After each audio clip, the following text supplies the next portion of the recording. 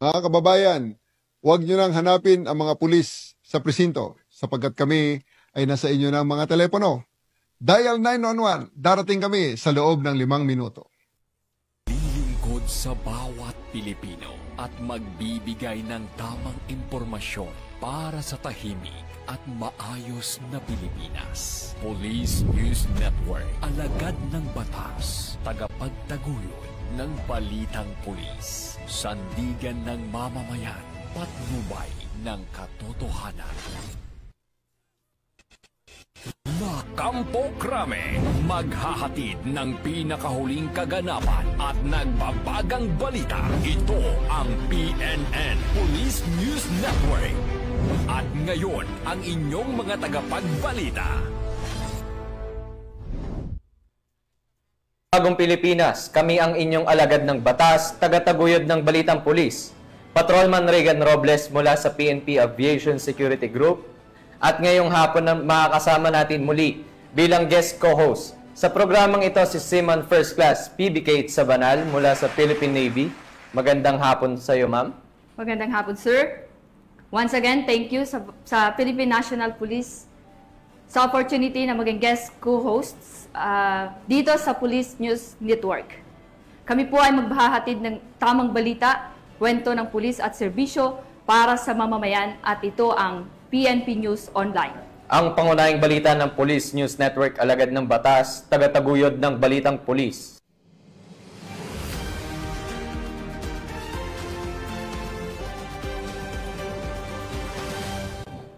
Narito ang mga balitang dapat niyong abangan. Shabu na halagang 1 milyong piso nakumpiska sa 3 high-value individual sa Iloilo City. Lalaking wanted sa kaso of robbery, timbog sa Tarlac City. At suspect sa kasong frustrated homicide, arestado sa mabilis na operasyon ng Baliwag PNP.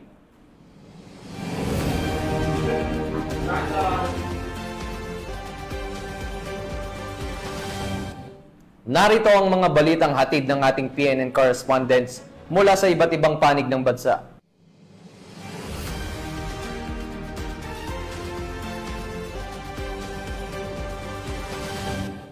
Simulan natin ang balita mula sa bahagi ng Luzon.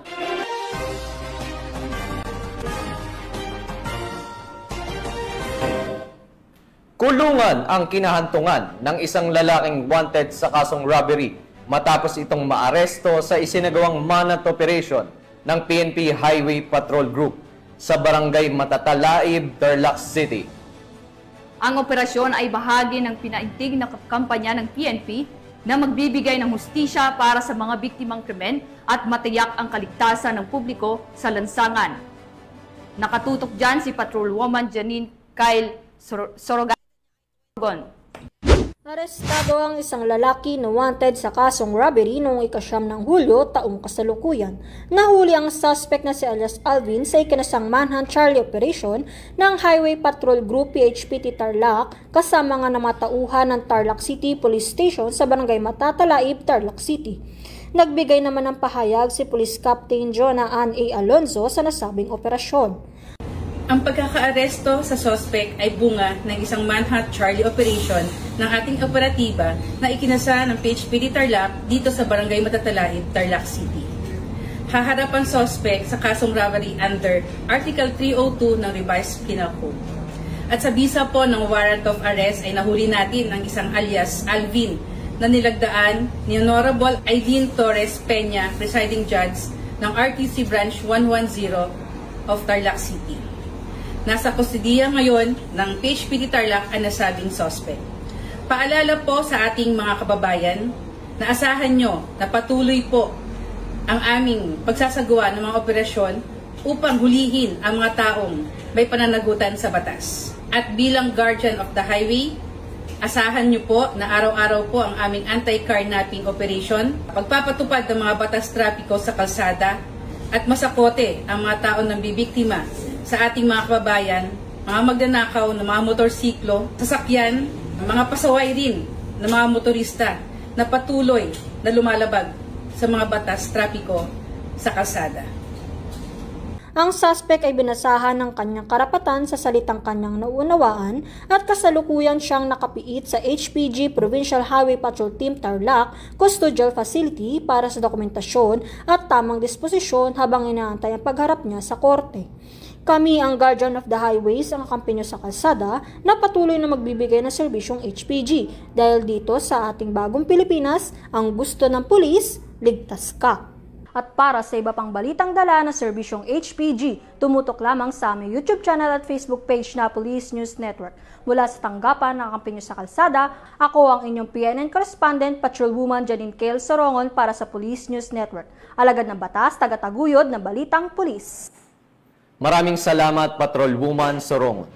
Sa loob lamang ng 5 minuto, agad na naaresto ng mga rumisponding pulis ang isang suspect sa insidente ng pamamaril matapos magsagawa ng hot pursuit at dragnet operation ang mga tauhan ng Baliwag City Police Station at Bulacan 2nd Provincial Mobile Force Company sa lugar na pinangyarihan ng insidente. Patrolwoman Pearl Cristalline Javier sa report. Naaresto sa loob lamang ng 5 minuto ang isang lalaki sa pamamaril matapos magsagawa ng hot pursuit at dragnet operation ang mga operatiba ng Baliwag City Police Station at Bulacan 2nd Provincial Mobile Force Company sa Barangay Tibag, lungsod ng Baliwag, Bulacan. Kinilala ni Police Lieutenant Colonel Jason San Pedro, Acting Chief of Police ng Baliwag City Police Station, ang suspect na lalaki, 45 anyos at residente ng Barangay Sabang, Baliwag, Bulacan. Ayon sa ulat, naganap ang insidente bandang alas 7 ng gabi sa isang inuman na kung saan nagkaroon ng komprontasyon at sinuntok umano ng isa sa mga biktima ang suspect dahilan upang siya ay magpaputok ng baril at saka ito tumakas sakay ng motorsiklo. 3 katao ang nasugatan at agad namang isinugod sa ospital. Dahil sa mabilis na pagkakakilanlan mula sa isang saksi, ikinasa ng mga otoridad ang operasyon at matagumpay itong naaresto sa kanyang tahanan.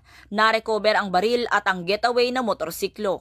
Nahaharap ang suspect sa kasong frustrated homicide at paglabag sa Republic Act 10591 o ang Comprehensive Firearms and Ammunition Regulation Act. Pinuri ni Police Colonel Angel L. Garciliano, Acting Provincial Director ng Bulacan Police Provincial Office, ang mabilis na pagresponde at kahusayan ng kapulisan.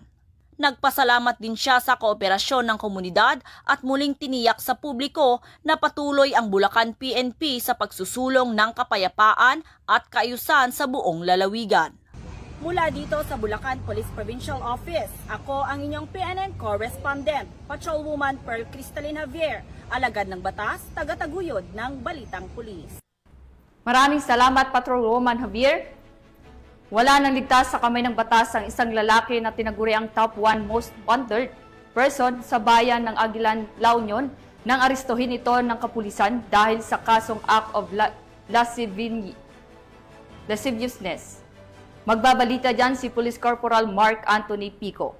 May tinuturing na top 1 most wanted sa bayan ng Nagilian, La Union matapos ang isinagawang operasyon ng mga tauhan ng Nagilian Police Station katuwang ang La Union Provincial Intelligence Unit noong July 11, 2025 sa Barangay Sugidan Sur, Nagilian, La Union. Kinilala ang naaresto na si alias Dodoy, 58 taong gulang, isang magsasaka at residente ng nasabing barangay. Inaresto siya sa bisa ng warrant of arrest na inilagdaan ni Honorable Crisilda Manaat Lamyong Bumakod, presiding judge ng Family Court, 1st Judicial Region, Branch 11 sa Bawang, La Union na may petsang July 10, 2025. Si alias Dodoy ay nahaharap sa kasong acts of lasciviousness in relation to Republic Act 7610 o Special Protection of Children Against Abuse, Exploitation and Discrimination Act sa ilalim ng Criminal Case Number 6639BG na may kaukulang piyansa na 200,000 piso para sa kanyang pansamantalang kalayaan. Matapos ang pagka-aresto, agad na ipinalam kay alias Dodoy ang kanyang mga karapatang konstitusyonal. Siya ay dinala sa Rural Health Unit ng Nagilian para sa kaukulang medikal na eksaminasyon at pagkatapos ay dinala sa himpilan ng pulisya para sa dokumentasyon bago i-turn over sa korte na naglabas ng warrant. Patuloy na pinaiigting ng Nagilian Police Station ng kanilang kampanya laban sa mga wanted persons upang matiyak ang kaayusan at kaligtasan ng komunidad. Mula dito sa Ilocos Region, ako ang inyong PNN correspondent, Police Corporal Mark Anthony Pico, alagad ng batas, tagataguyod ng Balitang Pulis. Maraming salamat, Corporal Pico. Walang lusot sa bitag ng batas ang 4 na hinihinalang sangkot sa bentahan ng ilegal na droga matapos silang maaresto sa isang matagumpay na bypass operation ng Makati City Police. Yan ang tinutukan ni Patrolwoman Verna Gondran. Arestado ang 4 na individual sa isang matagumpay na anti-drug operation ng pulisya sa Puerto Rico Street, Barangay Palanan, Makati City, dakong 10:35 ng gabi noong July 10, 2025. Kinilala ang mga sospek sa kanilang mga alias na sina Earl, 37 anyos, na marketing agent at itinuturing na high-value individual, Hazel, 36 anyos, na company cashier, Lynn, 30 anyos, na e-bike driver, at Jeron, 42 anyos, isa ring e-bike driver. Matagumpay na isinagawa ang operasyon sa pangunguna ng Station Drug Enforcement Unit ng Makati City Police Station at sa koordinasyon ng Substation 2. Isang pulis na pusher buyer ang matagumpay na nakabili ng isang sachet ng hinihinalang shabu mula kay Earl na naging hudyat ng agarang pag-aresto sa 4. Kabuang 57 gramo ng shabu na nagkakahalaga ng 387,600 pesos at 1.5 gramo ng marijuana na tinatayang 180 pesos ang na-recover. Naharap sa kasong paglabag sa Section 5 at 11, Article 2 ng Republic Act 9165 ang mga sospek na isinampa sa Makati City Prosecutor's Office. Mula dito sa Camp Bagong Diwa, Bicutan, Taguig City, ako po ang inyong PNN correspondent, Patrolwoman Verna Gondran, alagad ng batas, tagataguyod ng Balitang Pulis. Maraming salamat, Patrolwoman Gondran. Tungayan naman natin ang mga balita mula sa Visayas.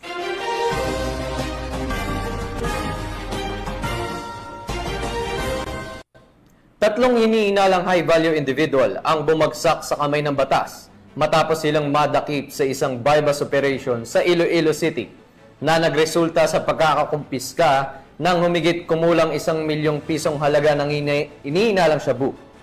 Agad silang inaristo at kasalukuyang nasa kustudiya ng pulis habang inihahanda ang kasong isasampa laban sa kanila alinsunod sa Republic Act 9165 o Comprehensive Dangerous Drugs Act of 2002. Tinutukan niya ni Patrolwoman Andrea Dominic Di Palubos. Nasamsam ang higit 1 milyong halaga ng iligal na droga sa isinagawang bypass operation sa Barangay MacArthur, La Paz, Iloilo City nito lamang ika-13 ng Hulyo taong kasalukuyan. Ang operasyon ay isinagawa ng Regional Police Drug Enforcement Unit 6 sa pangunguna ni Police Captain Glenn Suleman, hepe ng nasabing unit. Kinilala ni Police Captain Suleman ang mga sospek na sina alias Jesse, 36 na taong gulang, alias Jeffrey, 39 taong gulang at alias Rene, 48 taong gulang at naitalagang mga high-value individual. Na-recover mula sa operasyon ang isang sachet at karagdagang 3 knot-tied plastic sachet ng hinihinalang shabu na may kabuuang bigat na 160 gramo at may tinatayang halaga na 1,020,000 piso. Kasalukuyang nasa kustudiya na ng pulisya ang mga sospek para sa tamang disposisyon at nahaharap ngayon sa kasong paglabag sa Republic Act 9165 o ang Comprehensive Dangerous Drugs Act of 2002. Patuloy ang panawagan ng Police Regional Office 6 sa publiko na makipagtulungan upang tuluyang masugpo ang paglaganap ng iligal na droga sa kanilang nasasakupan. Mula dito sa Police Regional Office 6, ako ang inyong Police News Network Correspondent, Patrolwoman Andrea Dominic Di Palubos, alagad ng batas, tagataguyod ng Balitang Pulis. Maraming salamat, Patrolwoman Di Palubos.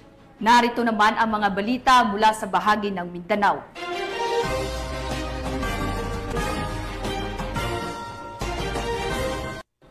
Calaboso ang nakatalang top 3 region high-value individual matapos makumpiskahan ng mahigit 200,000 piso ang halaga ng shabu sa ikinasang bypass operation ng pulisya sa Davao City.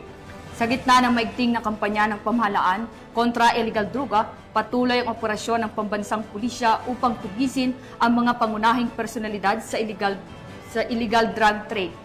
Patrolwoman Shaira Rose Aquino sa balita. Operation ng mga Tas operatiba one ng shot, one Tugbok shot. Police Sa akin Station na po ang yan. tinuturing na top 3 region high-value individual, madaling araw noong 12 ng Hulyo sa Purok 6, Santan Street, Barangay Mintal, Tugbok District, Davao City. Ayon kay Police Major Neil M. Vistar, officer in charge ng Tugbok Police Station, kinilala ang suspect na si alias Tinguy, 23 anyos, isang construction worker at residente ng Purok 18, Barangay Mintal, Tugbok, Davao City. Nakumpiska mula sa kanya ang tinatayang 36 gramo ng hinihinalang shabu na may standard drug price na 244,800 pesos, budol money, isang pitaka at personal na pera. Kasalukuyang nakakulong na si Tengoy sa nasabing istasyon at nahaharap sa kasong paglabag sa Republic Act 9165 o ang Comprehensive Dangerous Drugs Act of 2002. Ang matagumpay na operasyon na ito ay patunay ng tuloy-tuloy na laban ng kapulisan laban sa iligal na droga. Sa pamamagitan ng mahigpit na koordinasyon at mabilis na aksyon, na ipapakita ng mga otoridad ang kanilang determinasyon na panatilihing ligtas at malaya sa droga ang komunidad. Mula rito sa Police Regional Office 11, ako ang inyong PNN Correspondent, Patrolwoman Shaira Rose Aquino, alagad ng batas, tagataguyod ng Balitang Pulis. Maraming salamat, Patrolwoman Aquino.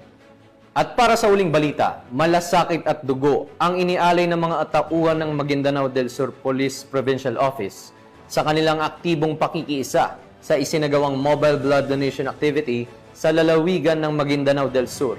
Yan ang balitang hatid ni Patrolwoman Judy Ann Alibo. Makabuluhang hakbang para sa kalusugan at buhay ng mamamayan ang isinagawa ng mga kapulisan ng Maguindanao del Sur PPO nito lamang 8 ng Hulyo taong kasalukuyan sa pamamagitan ng isang mobile blood donation activity sa Sheriff Aguac, Maguindanao del Sur. Pinangunahan ni Police Colonel Sultan Salman H. Sapal, Provincial Director ng Maguindanao del Sur PPO, ang naturang aktibidad, katuwang ang Provincial Medical and Dental Unit, Armed Forces of the Philippines at mga lokal na opisyal ng Sheriff Aguac. Sa temang dugo ko, alay ko para sa Bangsamoro ay naglalayong makalikom ng sapat na supply ng dugo para sa mga nangangailangan. Isang hakbang na literal na nagbibigay buhay. Ayon kay Police Colonel Sapal, hindi lamang proteksyon ang aming tungkulin sa ganitong mga gawain. Nais naming iparamdam na ang kapulisan ay kaagapay ng bawat Bangsamoro sa panahon ng pangangailangan. Ang ganitong inisyatiba ay hindi lamang nagbibigay pag-asa sa mga pasyente, kundi nagtatanim din ng kamalayan at inspirasyon sa buong komunidad na sa pagbabahagi ng dugo, isang buhay ang nabibigyan ng pag-asa. Mula rito sa Police Provincial Office ng Maguindanao del Sur, ako ang inyong PNN Correspondent, Patrolwoman Judy Ann Alibo, alagad ng batas, tagataguyod ng Balitang Pulis. Maraming salamat, Patrolwoman Alibo. At yan ang mga balitang nakalap ng ating PNN correspondents mula Luzon, Visayas at Mindanao. Muli ang aming taos-pusong pasasalamat sa masusugid na manonood ng Police News Network at syempre sa ating guest co-host ngayon na si Seaman First Class PB Kate Sabanal na mula po sa Philippine Navy. Baka may gusto po kayong batiin or pasalamatan, ma'am. Thank you, sir. Nais po namin batiin ang aming Flag Officer in Command, Vice Admiral Jose Ma Ambrosio QS Palita, Philippine Navy, ang aming Simog PN Commander, Captain Gregory Gerald B. Fabic, Philippine Navy JSC, and ang aming Deputy Commander Simog PN Colonel Nilo Hapson, Philippine Navy Marines GSC. Pati na rin po ang aming Acting Chief of Staff Commandant School, Commander Lady Chat Alvaro Sumbiling, Philippine Navy. Good afternoon, sir, ma'am. At sa lahat po ng estudyante ng Journalist Advanced Specialization Course Class 03-2025. Sa ngalan ng pamunuan ng Philippine National Police, sa pangunguna ni PNP Chief, Police General Nicolas Torre III, at sa pamumuno ni President Ferdinand Bongbong Marcos Jr., kami ay maglilingkod sa bawat Pilipino at magbibigay ng tama at balanseng balita. At kami po ay muling nagpapaalala na huwag nyo nang hanapin ang mga pulis sa mga presinto sapagkat kami ay nasa inyo ng mga telepono. Dial 911, darating kami sa loob ng 5 minuto. Dahil sa bagong Pilipinas, ang gusto ng pulis, ligtas ka. Mula rito sa tanggapan ng tagapag-ugnay ng pambansang pulisya, kami ang inyong alagad ng batas, tagataguyod ng Balitang Pulis, Patrolman Regan Robles mula sa PNP Aviation Security Group, at Seaman First Class Fabricates A. Zabanal, Philippine Navy, maghahatid ng tamang balita, kwento ng pulisya, serbisyo para sa mamamayan, at ito ang PNP News Online. Ang pangunahing balita ng Police News Network.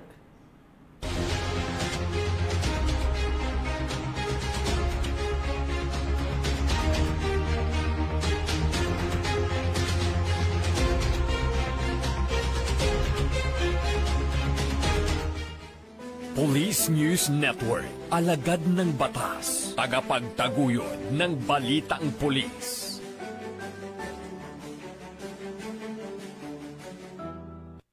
Mga kababayan, huwag nyo nang hanapin ang mga pulis sa presinto sapagkat kami ay nasa inyo ng mga telepono.